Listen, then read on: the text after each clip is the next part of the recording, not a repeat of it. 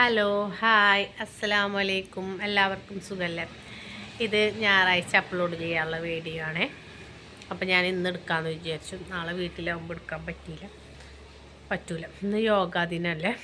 അപ്പോൾ ഞാനിങ്ങനെ ന്യൂസ് ഇങ്ങനെ കണ്ടുകൊണ്ടിരിക്കുന്ന സമയത്ത് നമ്മളെ സുരേഷ് ചേട്ടൻ വന്നു, നമ്മളെ സുരേഷ് ഗോപി വന്നു. അപ്പോൾ ഇന്നലെ ഏതോ തിരുവനന്തപുരത്താണെന്നുണ്ട് ഒരു വീടിൻ്റെ ജപ്തി. 5 പെണ്ണുങ്ങൾ മാത്രം താമസിക്കുന്നതാണ്. ഒരു പ്രൈവറ്റ് സ്ഥാപനം, മുത്തൂറ്റാണെന്ന് തോന്നുന്നു അത്. അപ്പോൾ ആളെ ജീവിതത്തിൽ സംഭവിച്ച ജപ്തിയെ കുറിച്ചിട്ട് പറയണം.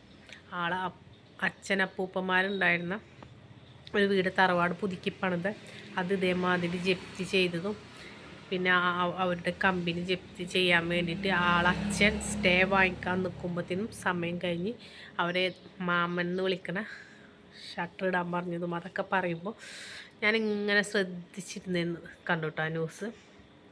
ആറ്റിങ്ങളെ മുഖത്തുണ്ടല്ലോ, ആറ്റിങ്ങളെ മുഖത്ത് വന്ന സന്തോഷം. എൻ്റെ പടച്ചോനെ, ഒരു മനുഷ്യനെ അവർ പുറത്ത് നിൽക്കണ ആ സമയം ഉണ്ടല്ലോ, ആ രാത്രിയിലത്തെ അവസ്ഥ, അഞ്ച് ആൾക്കാരെ അവസ്ഥ ആലോചിക്കുമ്പോണ്ടല്ലോ നമ്മളൊക്കെ ഇടനെഞ്ചി പൊട്ടിപ്പോവും.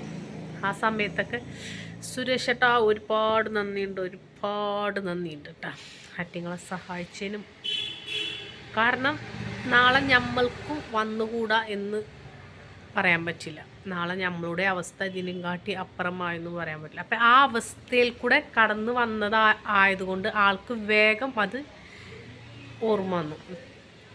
അപ്പം തന്നെ ആ ഓഡീഷനിലുണ്ടായിരുന്ന തനൂജ അല്ലാന്ന് തോന്നിയ പേര് കറക്റ്റായിട്ട് ഓർക്കുന്നില്ല. പെൺകുട്ടിക്ക് വിളിച്ച് അന്നത്തെ രാത്രിക്ക് എന്താണ് വേണ്ടതെന്ന് വെച്ചാൽ അത് ചെയ്തു കൊടുക്കാൻ ആളോട് പറഞ്ഞിട്ട്, എന്തായാലും ആൾ പറയുന്നുണ്ട് അവരെന്തായാലും കാണാൻ പോകുമെന്ന് പറയുന്നുണ്ട്.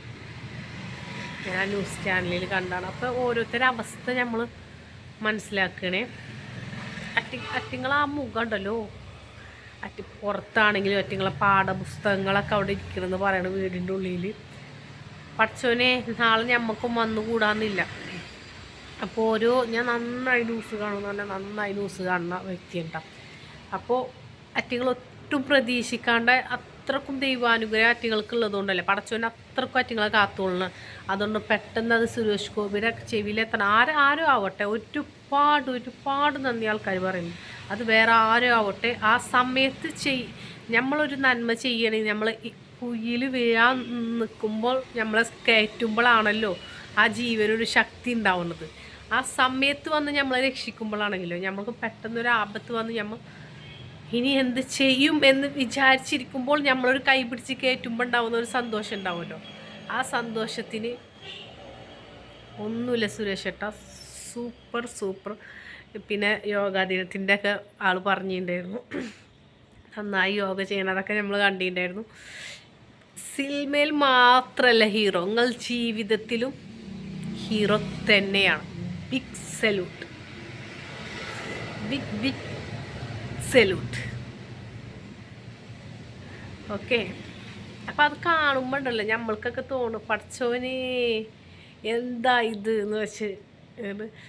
നമ്മളെ കേന്ദ്രമന്ത്രി എന്ന നിലയിലല്ല, ഒരു വ്യക്തി എന്ന നിലയിലും അത് സഹായിക്കാനൊരു മനസ്സ് വേണ്ട. ആർക്കായാലും അത് സഹായിക്കാനൊരു മനസ്സ് കാണിച്ചില്ലേ, അതാണ് നമ്മൾ കാണേണ്ടത്.